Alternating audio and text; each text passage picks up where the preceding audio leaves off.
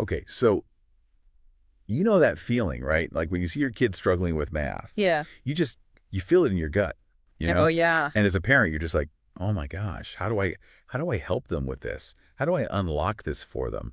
What's going on?" And it can feel pretty helpless, honestly. Totally. And so many parents feel that exact way. And that's why we're doing this deep dive on dyscalculia. Yeah. We want to, it's not just about giving it a name, right? But it's about understanding what might be happening. Right. And then even more important than that is figuring out what can we do about it? That's a great point because like you were saying, just giving it a name doesn't solve the problem. No, not at all. So to do this deep dive, we looked at a lot of research articles, Mm-hmm. guides for parents, a lot of really interesting information out there. Yeah, some really helpful stuff. And today we really want to answer that question. Like, what is dyscalculia? What's actually going on? Right. What are the skills involved and can those skills be improved? Because if they can be improved, that gives us some hope and some direction as parents. Absolutely. And that's the key here, right? Is like, okay, so we understand it better, but then what do we do? Totally. So really, this is for you listening to help you better understand your child and how you can really support them in the best way possible. That's the goal. Okay, so let's just jump right into it. What is dyscalculia? So essentially, dyscalculia is a learning difference, and it really affects how the brain processes math, and we think it affects somewhere between 3 and 7% of people. Wow, that's a lot of people. It is, and research is showing us that it seems to stem from some differences in brain regions that are really, really important for mathematical thinking. So it's not just that the kid isn't trying hard enough No, not at all. or isn't, paying attention in class. It's something different. Right. And brain imaging is really backing this up. Now we're seeing that people with dyscalculia often have different patterns of brain activity and even structural variations in those brain areas that are crucial for math. Wow, that's really interesting. One area I saw mentioned a lot was the intraparietal sulcus. Is that how you say that? Intraparietal sulcus, yeah, the IPS. The IPS. Okay, so what is that and why is it important? So the IPS is a part of the brain. It's a groove, actually, a fold in the parietal lobe. And that's a part of your brain that's really involved in like number processing and calculations. Okay. And studies have shown that folks with dyscalculia tend to have less activity in that area when they're doing math tasks. So they're using a different part of their brain or is it just not as active? It seems like it might be both, actually. It could be that they're using different pathways in the brain to try to do the same task, or it could be that that area just isn't as efficiently connected or developed. Huh. So the research is kind of pointing at the structure of the brain being slightly different. Yeah, and there are other parts of the brain involved too, like the parietal lobe overall, the frontal lobe, that's the thinking and planning part of your brain, and even the occipitotemporal cortex, which is involved in visual processing. Okay. So all these different parts of the brain are sort of working together in a slightly different way. Exactly, and that's what's leading to the challenges with math that we're seeing. That's fascinating. Okay, so we're seeing structural differences in the brain, and it's understood as a neurodevelopmental difference. That's right. So what does that mean exactly? So it means that dyscalculia, it's not something that happens to you. It's kind of like a built-in difference in how the brain develops and functions from the get-go. Okay. And that difference specifically affects math abilities. So it's not a result of an injury or something that happened later on? Right, it's more of a wiring difference that's present from early on. Okay, so let's say a parent listening is like, okay, this is starting to sound familiar. My kid might be dealing with this. How is this officially recognized? How do you actually get a diagnosis? So the big book that clinicians use, the Diagnostic and Statistical Manual of Mental Disorders, the DSM-5, Okay. it includes dyscalculia as part of a specific learning disorder, Okay. and it's specifically called impairment in mathematics. Okay. So what would that look like? What are some of the things that would lead to that diagnosis? So you're looking for a pattern of difficulties with things like basic number sense, Okay. like understanding what numbers represent, not just reciting them, Got it. recalling math facts, so like multiplication tables, Okay. doing calculations accurately and quickly, and then applying mathematical reasoning to problems. So not just knowing the steps, but understanding the why behind them. Exactly. Okay, so it's more than just, being a little bit behind in math class. Exactly. It's really important to not just dismiss it as, oh, they're just not good at math or they're not trying hard enough. Right. Because dyscalculia, it's distinct. It's about how the brain processes numbers. Okay. And that's separate from overall intelligence or how good their schooling is. Okay, so a child with dyscalculia could be very intelligent Absolutely. and still have these very specific challenges. That's right. And just to be clear, this is something that children don't typically grow out of. Unfortunately not. Research is suggesting that for a lot of people, dyscalculia persists into adulthood. And that can have a pretty big impact on their lives. It can, yeah. I mean, imagine struggling with math in everyday situations like managing finances or following directions or even just measuring ingredients for cooking. Yeah, that would make things really difficult. Uh, And there's research that shows some pretty serious consequences. There is, yeah. There was this big study in England that found that a lot of people with weak math skills left school early, had trouble getting and keeping full-time jobs, and were more likely to experience unemployment and even depression. Wow, that's a sobering thought. It is. And, the National Center for Biotechnology Information, they also found that childhood math difficulties can actually put you at a higher risk for mental health problems in adulthood. Then even reading difficulties. In reading difficulties, Yeah. yeah, which is surprising to a lot of people. That is really surprising. Yeah. I mean, I guess we all know that math is important. That really drives home the point that this is something we need to be paying attention to. For sure, and the earlier we can identify and address these challenges, the better the outcomes are likely to be. That makes a lot of sense. Mm. So to really understand what's going on with dyscalculia, maybe we should talk about the core skills that are involved in doing math in the first place. That's a great idea, because if we know what the building blocks are, we can see where things might be going wrong. Right. So where should we start? Let's start with number sense. Okay. Number sense? What does that even mean? So it's not just about counting or memorizing times tables. Okay, good, because I was never great at those. It's really about understanding what numbers mean and how they relate to each other. Okay. Like, if you see a handful of marbles, maybe 3 or 4, you instantly know how many there are without counting. Yeah. That's number sense. Okay. You have this feeling for it. Just the intuition for number. Exactly. Yeah. And there are a few skills that go into number sense. One is called subitizing. Subitize. Yeah, it's a fancy word for that instant recognition of small quantities. Okay, so like the marbles I was talking about. Right. And interestingly, with dyscalculia, people can sometimes still do that subitizing even if they struggle with understanding bigger numbers. That's interesting. Yeah. Yeah. It's like their brain can see those small groups, but then when it gets to larger amounts, it gets harder. Okay, so what are some other skills that are part of number sense? So another one is magnitude comparison. Okay, so that's being able to tell which number is bigger or smaller. Exactly. Yeah. Yeah, knowing that 7 is greater than 4 or that 100 is a lot bigger than 10. Yeah, exactly. And then there's number identification. So that's just recognizing the numbers themselves. Right. Being able to tell a 3 from an 8, being able to read the word 5 and knowing what it means, Okay. and being able to work with different number systems like Roman numerals if you need to. Okay, and then the last one. Estimation, which Yeah. is being able to make a good guess about how many things there are without counting them exactly. So like if you see a big bowl of candy, you can kind of guesstimate how many pieces are in there Exactly. without having to count every single one. Okay, so if a child is struggling with those basic number sense skills, how does that affect their ability to do more advanced math? Well, think about it. If you don't have a good foundation, those basic building blocks aren't there. Right.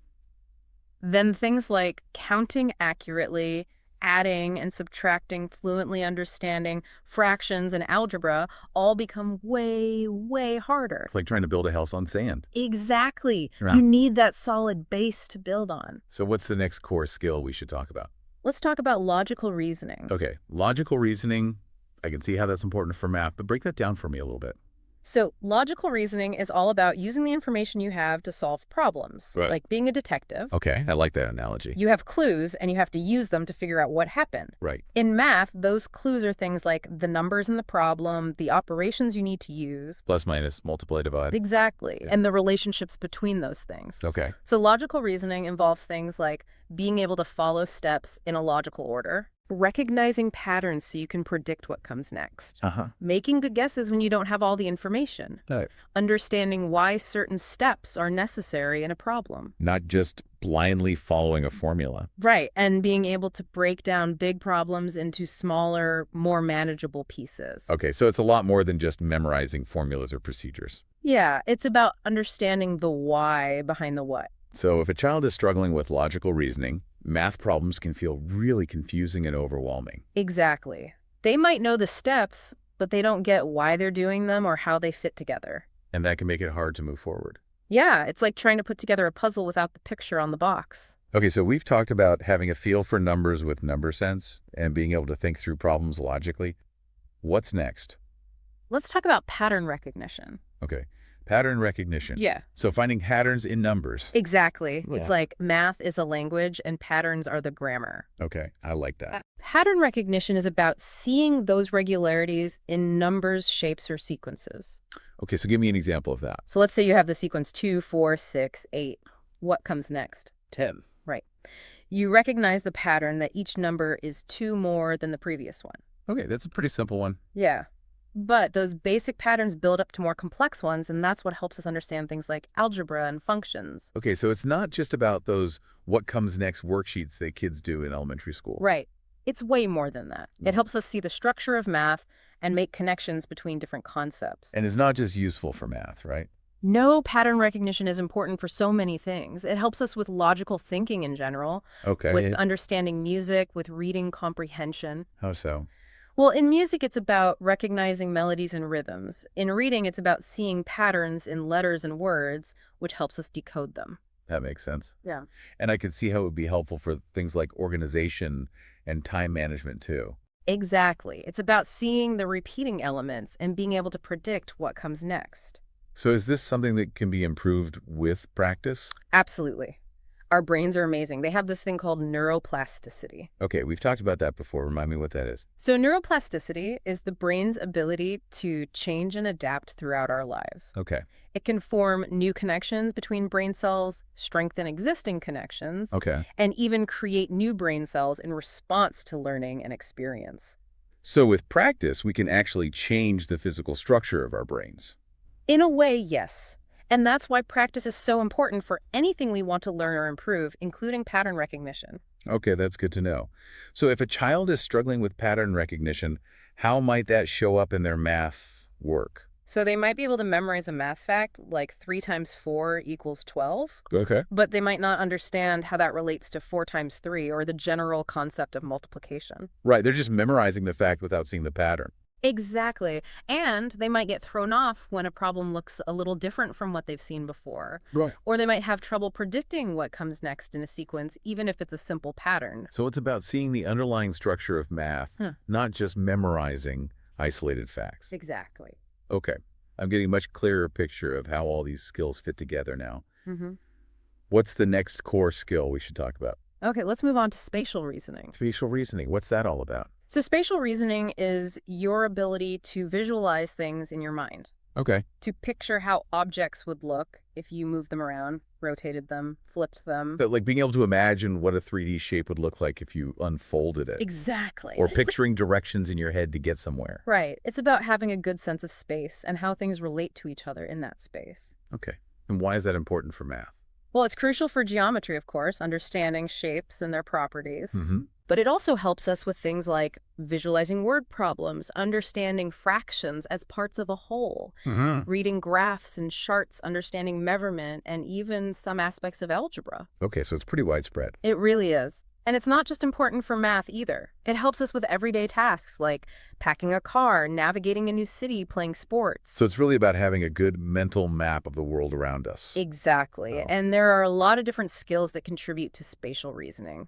Like what? Well, there's mental rotation, being able to picture an object turning in your mind. Okay. There's spatial perception, being able to understand the position of objects relative to each other. Spatial visualization, being able to create mental images of objects and scenes. Okay. And then there are things like object location memory, so remembering where things are. I need to work on that one. Spatial orientation, knowing where you are in space. Okay. And disembedding, being able to pick out a specific object from a cluttered background. Okay, that makes sense. And there are even more like spatial relations, understanding how objects are connected in space imagery and visualization. Wow, that's a lot. It is. It's a complex set of skills. So if a child is having trouble with spatial reasoning, how might that show up in their math learning? So as you might expect, geometry can be really tough. Right. But it can also make it hard to visualize word problems, to understand fractions and concepts like area and volume, to read graphs and charts, to use visual aids. Okay. And even to understand some algebraic concepts that rely on spatial thinking. So it can really hold them back in a lot of different areas of math. It can. Yeah? And it can also make them feel less confident in their math abilities overall. Yeah, I can see how that would be discouraging. Yeah. So what can be done about it? Well, like with the other skills we've talked about, spatial reasoning can be improved with practice. Okay, that's good to hear. There are specific activities and games that can help kids develop their spatial skills. Like what? Things like building with blocks, playing with puzzles, doing mazes drawing, and even video games that involve spatial navigation. Okay, so just encouraging them to engage with their spatial world. Exactly. And there are also specific strategies that teachers can use in the classroom to support kids with spatial reasoning difficulties. What? Things like using manipulatives, providing visual aids, breaking down problems into smaller steps, and explicitly teaching spatial vocabulary. Okay, those sound helpful. And again, early intervention is key. The sooner we can start working on these skills, the better. Okay, so we've covered number sense, logical reasoning, pattern recognition, and spatial reasoning. Yeah. All really important pieces of the puzzle. Absolutely. And there's one more core skill that we haven't talked about yet. Problem-solving skills. Right. And this one is kind of the culmination of all of the others. How so? Because to be a good problem solver in math, you need to be able to use all those other skills we've talked about. Okay, so it's like the master skill that brings everything together. You got it. You need number sense to understand the numbers and their relationships. You need logical reasoning to figure out the steps to take. You need pattern recognition to see the connections, and you might even need spatial reasoning to visualize the problem. Okay, so if a child is struggling with any of those underlying skills, it's going to affect their ability to solve problems effectively. Exactly. It's like trying to bake a cake without all the ingredients. You might end up with something, but it's not going to be what you were hoping for. Exactly. So the key is to identify which skills are weak and work on strengthening those foundations.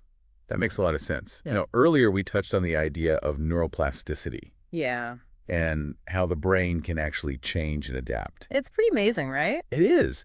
So if a child is having trouble with these core math skills, is there hope for improvement? Absolutely. There's always hope because of neuroplasticity. Okay, remind us again what that means. So it means that the brain isn't fixed. It's constantly changing and reorganizing itself in response to learning and experience. So even if a child is born with some differences in their brain wiring, those differences aren't set in stone. So they can develop new pathways and connections in their brain. Exactly.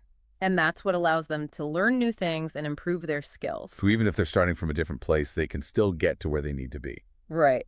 It just might take a different path or a little more time and effort. That's really encouraging to hear for parents who are concerned about their child's math difficulties. It is. And there's a growing body of research that supports this idea that with the right kind of help, kids with dyscalculia can make significant progress. That's great. So what does the research say about effective interventions?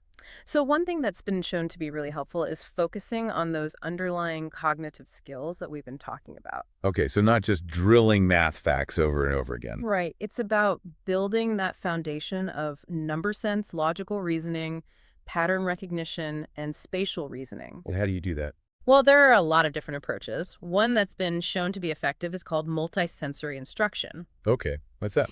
So it's basically using as many senses as possible to help kids learn.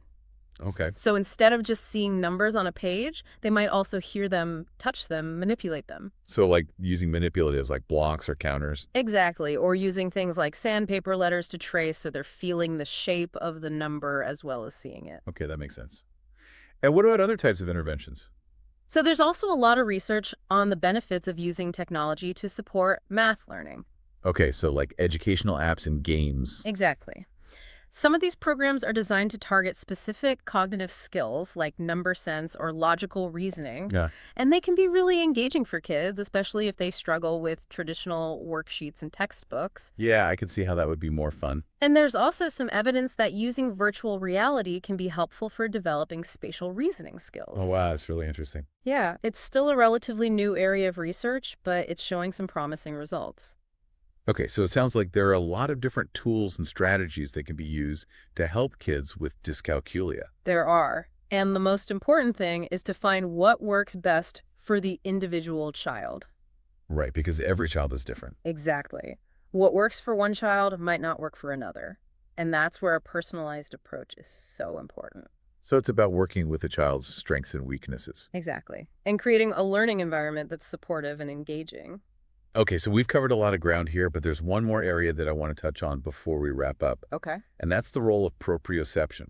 Proprioception. Yeah, this came up in some of the research I was doing, and I found it really fascinating. Yeah. What exactly is proprioception, and how does it relate to all the stuff we've been talking about? So proprioception is basically your body's awareness of itself in space. Oh, It's that sense of where your limbs are, how your body is moving without having to look at it. so like if you close your eyes, you can still feel where your arms and legs are. Exactly. It's sometimes called the sixth sense. Okay, and how does that relate to math? Well, it turns out that proprioception plays a really important role in things like spatial reasoning, logical thinking, and even sequential thinking. Really? So think about it. When you're doing a math problem, you're often working with symbols and concepts that are abstract. Right. But those abstract ideas are grounded in our physical experience of the world. Okay. And that's where proprioception comes in. It gives us that sense of our body in space, which helps us understand things like up, down, left, right, inside, outside. Uh-huh. And those spatial relationships are really important for understanding mathematical concepts. Okay, that makes sense. And what about logical thinking and sequential thinking? How does proprioception play into those? So when we move our bodies, we're constantly receiving feedback from our muscles and joints about where we are in space. Okay. And that feedback helps us develop a sense of order and sequence. Like putting one foot in front of the other when we walk? Exactly. And that same sense of order and sequence is really important for logical thinking. So it's like our physical movements help lay the foundation for our mental processes. In a way, yes. And there's even some evidence that improving proprioception can actually improve cognitive skills. Wow, that's amazing. Yeah. So how can we help kids develop their proprioception? There are lots of fun activities that can help with this. Those are- Things like playing on a playground, climbing trees, swinging, dancing, doing yoga, martial arts. Okay, so basically anything that gets them moving and exploring their physical space. Exactly. And even things like carrying heavy objects or playing with Play-Doh can provide proprioceptive input. Okay, so it's not just about structured exercises. It can be part of everyday play. Right. The key is to make it fun and engaging. Okay, so to bring it all together, dyscalculia is a real neurological difference that affects those core math skills. We talked about number sense, logical reasoning, pattern recognition, spatial reasoning, Right. and it can make it really challenging for kids to learn and succeed in math. But the good news is that the brain is plastic. It can change and adapt, That's the key takeaway. and those skills can be developed and improved with the right kind of help. And proprioception, that sense of body awareness, plays a surprisingly important role in all of this. It does. It's like the foundation upon which all those other skills can be built. So for all of you listening out there, if you're concerned about your child's math abilities, remember that there is hope. There are things you can do to help them, and the sooner you start, the better. Absolutely. And don't be afraid to reach out for support. There are lots of resources available to help you navigate this journey. And don't underestimate the power of play. Those fun physical activities that kids love can actually be doing wonders for their brain development. They really can. So encourage your kids to get out there, move their bodies, explore their world, and have fun while they're at it. That's great advice. So what's one small thing you can do today to incorporate some proprioceptive activities into your child's life? Maybe a quick game of tag, a dance party, or a trip to the playground. Those are all great ideas. And just observe what happens.